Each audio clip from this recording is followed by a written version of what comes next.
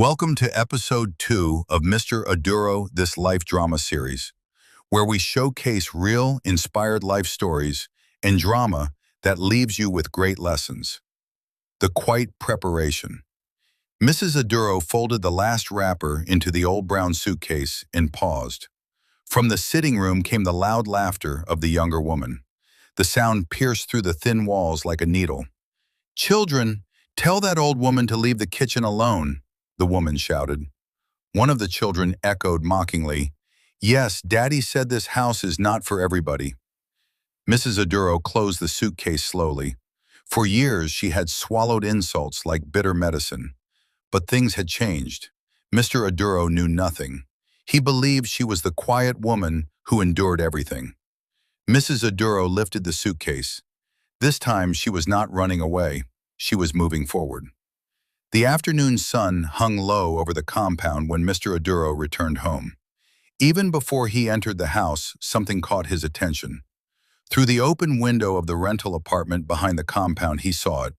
A brand new sofa set, cream-colored, shiny, expensive. Mr. Aduro stopped walking. "Where did that come from?" he muttered. He pushed the door open and walked straight into the apartment without knocking. She turned slowly when she heard his footsteps. For a moment, neither of them spoke. Then Mr. Aduro's eyes hardened. "So, this is where the rent money went?" he said sharply. Mrs. Aduro did not answer immediately. She continued adjusting the cushions as if she had not heard him. His voice rose. "You think I don't know what you are doing? The tenant just left, and instead of bringing the rent to the house, you are buying furniture." Mrs. Aduro finally looked at him. "The rent from this house has never entered my pockets," she said calmly. "The last time I checked, we built this house together. Have you forgotten I'm good at keeping records?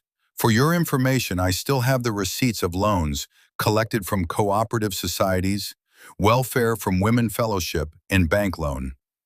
He walked round the sofa, touching it, inspecting it like a trader in the market. "This one will do," he said. "The old sofa in the main house is no longer good enough for visitors." Mrs. Aduro frowned slightly. "I bought that sofa." Mr. Aduro laughed loudly. "With whose money? My money." "No," she replied quietly. "My gratuity." The laughter stopped. Mr. Aduro's face changed. "You know something that has never happened before." "Which gratuity?" "The one my office corrected. The one they underpaid me for years." Silence filled the room. Mr. Aduro stared at her. "You collected money and you did not tell me?" Mrs. Aduro folded her arms.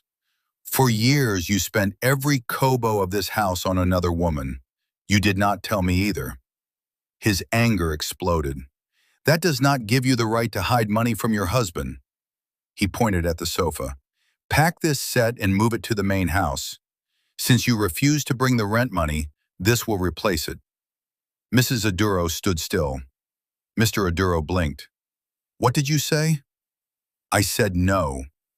The word no hung in the air like thunder before rain. Mr. Aduro stepped closer. "This house belongs to me." Mrs. Aduro met his eyes without fear. "Then collect rent from someone else." She picked up the keys to the apartment and walked towards the door. Isn't enough. What do you want Mr. from me? Aduro shouted after her. "You have suddenly grown wings because of small money." "Yes," Mrs. Aduro shouted back. "I suddenly found out that I have wings and have decided to use it." The argument over the sofa and gratuity did not end that afternoon. Mr. Aduro carried his anger like fire in his chest the entire evening. In the main house, the younger wife kept fueling the flames. "So she now has secret money?" she sneered. "And she is buying furniture while you are struggling to maintain this house?"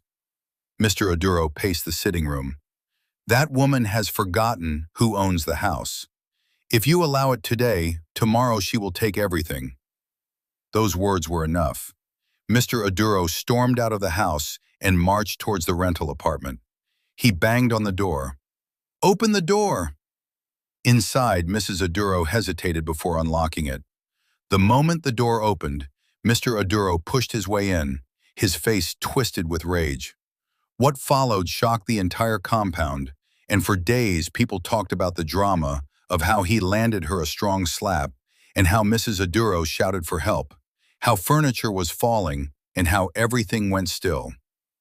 Wait for episode 3 and don't forget to subscribe and press the notification bell so you will be among the first to be notified.